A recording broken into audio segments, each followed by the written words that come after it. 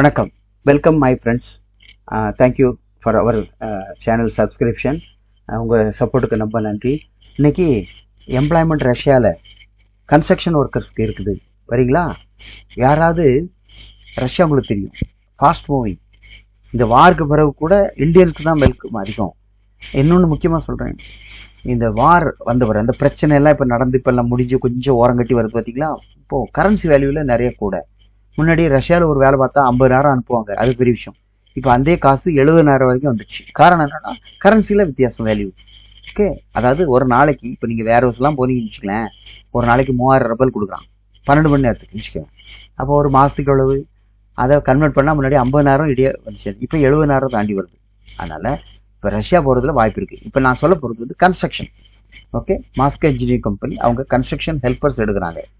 Okay, வேறு வேறு இப்போ கேட்டகரி ஆல்ரெடி வேறு வேறு இடத்துலேருந்து எடுத்துகிட்டு இருக்காங்க. இப்போ மேசனாக இருக்கட்டும், கார்பெண்டராக இருக்கட்டும், அதில் வந்து பெரிய பெரிய கம்பெனிகள் வந்து நம்ம இந்தியன்ஸை வைக்காம அந்த நாட்டு யூரோப் நாட்டில் இந்த மாதிரி வேலை செய்யலாம். ஹார்ட் ஒர்க் அவங்க நல்லா செய்வாங்க. அப்போ அதுக்கு அசிஸ்டண்டாக மட்டும் ஹெல்ப்பரை இந்தியாவிலேருந்து எடுத்து கொடுத்துக்கிறது. ஓகே, ஸோ சேலரி வந்து construction helper, general helper. Construction ஹெல்ப்பர்னா இதை கன்ஸ்ட்ரக்ஷன் பண்ணக்கூடியவங்க கூட நின்று அவங்களுக்கு ஒத்தாச்சியாக ஜாமங்களை எடுத்து கொண்டு கொடுக்குறது, மெட்டீரியலை கையில் எடுத்து கொண்டு இந்த மாதிரி செய்கிறது. $900. அப்போ 80,000 வரும். அதே இது ஜென்ரல் ஹெல்ப்பர் அப்படின்னா அந்த பில்டிங்கில் க்ளீன் பண்ணுறது, மற்ற ஒரு சில வேறு வேலைகள் இருக்கும், அது அவ்வளோ ஹார்டாக இருக்காது. அதுக்கு $700 இல்லையா? ஸோ அதுவே இப்போ வந்து 65,000 வந்துடும். அதுதான் சேலரி. இதில் ஃபுட் அக்காமடேஷன் கொடுத்துருவான். சரிங்களா? ஏன்னா ஃபுட் அக்காமடேஷன் எந்த ஒரு கம்பெனி கொடுக்குறானோ அவன் கார்பரேட்னு சொல்லலாம். ஏன்னா அவனுக்கு சாப்பாடுறதுக்கும் தங்குறதுக்கும் எல்லா வசதியும் கொடுத்துட்டோம்னா அவன் நிம்மதியாக வேலை பார்ப்பான். சிலவங்க ஃபுட்டு கொடுக்கறது இல்லை, அக்காமடேஷன் மட்டும் கொடுப்பான். அப்போ ஃபுட்டு பாதி வரை சமைச்சு சாப்பிட்றதே இல்லை. தண்ணியை குடிச்சிட்டு டீ காப்பி குடிச்சிட்டு படுத்து உறங்கிறது. எழும்பி வேலை செய்ய போகும்போது அவன் தூங்கி வேலை செய்வான். ஒரு கெத்தாக வேலை செய்கிறது இல்லை. அதை கம்பெனி என்ன பண்ணும், அப்பா 3 வேளை சோறை போடும், எலும்புக்கு சும்மா கில்லி மாதிரி இன்னும் வேலை செய், அப்படி புரியுதுங்களா உங்களுக்கு? ஸோ ஃபுட் கம்பெனி கொடுத்தாலே அது வந்து நல்ல கம்பெனி. ஓகே, அதாவது மக்களை ஒர்க்கர்ஸை கவனிக்கிறான்னு அர்த்தம். அப்போ ஃப்ரீ ஃபுட் அக்காமடேஷன், டிரான்ஸ்போர்ட் மற்ற எல்லாம் இருக்கு. Duty 10 hours, 1 year employment visa அடிக்கிறாங்க, ரினியூவல் பண்ணிக்கிட்டே போகலாம். அப்போ இதில் 100 வேலை எம்ப்ளாய்மெண்ட், ஆனால் 2-2.5 மாதம் ஆகும். இனிஷியலாக பாஸ்போர்ட் தந்தால் போதும், அட்வான்ஸ் வேண்டாம்.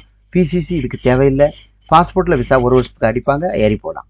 ஓகே, இதுக்கு 3 lakhs ஆகும். ஓகே, ஏன்னா இப்போ நாங்கள் விசாலாம் அனுப்புகிறோம்.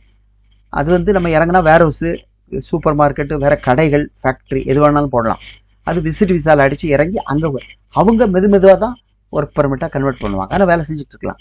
ஓகே, ஸோ அதுக்கு வந்து இவ்வளவு செலவுப்படாது. நாங்கள் ஒரு 2-2.25 பண்ணிடுவோம். ஓகேவா?